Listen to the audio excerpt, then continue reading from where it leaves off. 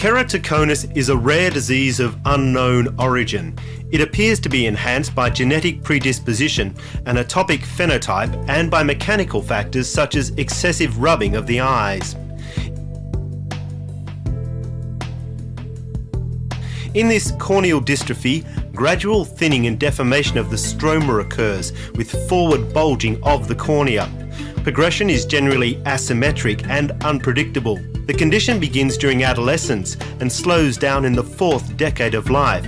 On occasion, it may present suddenly following eczema laser photokeratectomy. The resulting irregular astigmatism causes a dramatic drop in visual acuity, and the ensuing visual handicap is greater if both eyes are involved. Treatment currently involves adaptation of rigid contact lenses. However, it must be kept in mind that poor adaptation can prematurely increase the severity of keratoconus. If the patient becomes intolerant to the contact lenses, intracorneal rings may be proposed. However, in about 10 to 20% of patients, the corneal graft constitutes the only solution. For more than 5 years, polymerization of corneal collagen, or corneal cross-linking, has been evaluated as a new therapeutic alternative. The aim of this procedure is to stabilize or slow down progression of the disease by stiffening the cornea. A photosensitive vitamin, riboflavin, is diffused into the cornea and then excited using a UVA laser. Absorption of photons causes the release of hyperreactive free radicals, resulting in oxidative deamination with instantaneous cross-linking of collagen fibrils. In this way, the first 150 to 200 microns of the anterior corneal stroma may be compacted. In macroscopic terms, this results in improvement of the topography and the flattening of the cornea. The aim of treatment is to attempt to halt the disease. Prior to treatment, thorough exams are performed to assess the severity and progression of the keratoconus. These exams comprise at least the following: subjective refraction, biomicroscopic examination, topography, ultrasonic central pachymetry, and an endothelial cell count.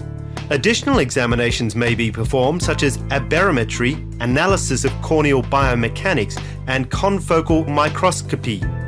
On completion of these examinations, patients may undergo corneal cross-linking if they are presenting demonstrated progressive keratoconus of stages 1 to 3 on the Krumite classification, with no central opacity and with at least 400 micrometers in the corneal thinnest point. The procedure requires a specific pre-calibrated UVA laser equipped with a visualization screen and a focusing system. The calibration step is essential. Invisible UVA radiation is coupled with red diode laser. The target is positioned in the focal plane of the laser by focusing the two flickering points together into a single point. A power meter is aligned under the laser to measure the targeted fluence, which is delivered and must be 3 milliwatts per square centimeter. Under these conditions, studies have shown the procedure to be completely safe for the endothelium, lens and retina. Ultrasound pachymetry is performed to check central corneal thickness. Then surgery is performed with simple topical anesthesia and strict asepsis. During the first stage of the operation, mechanical abrasion of the corneal epithelium is carried out over 8 millimeters in diameter.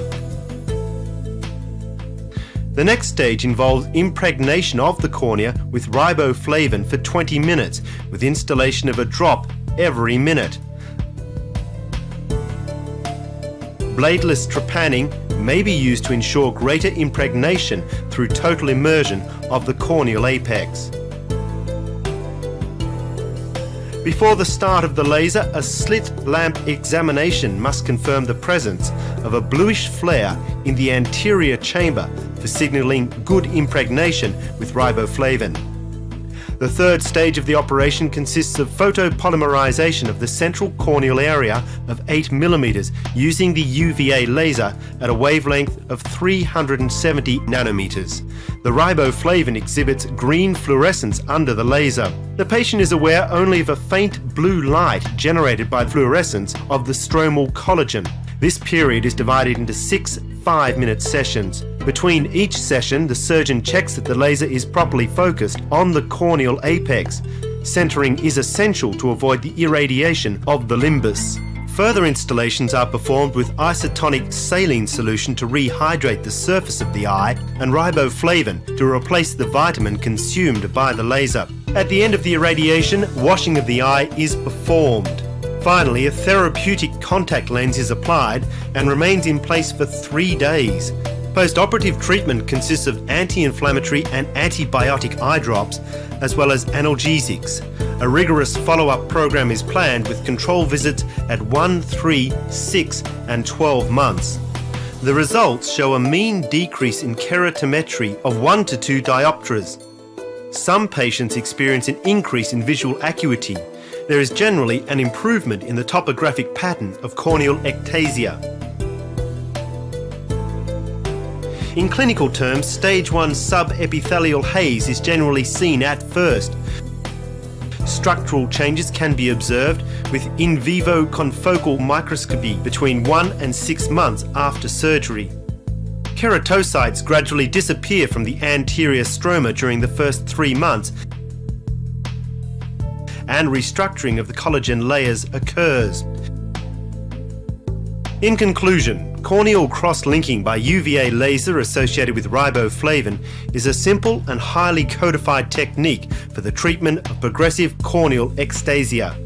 The initial results show satisfactory levels of efficacy and safety, but studies involving longer follow-up are required to confirm long-term efficacy.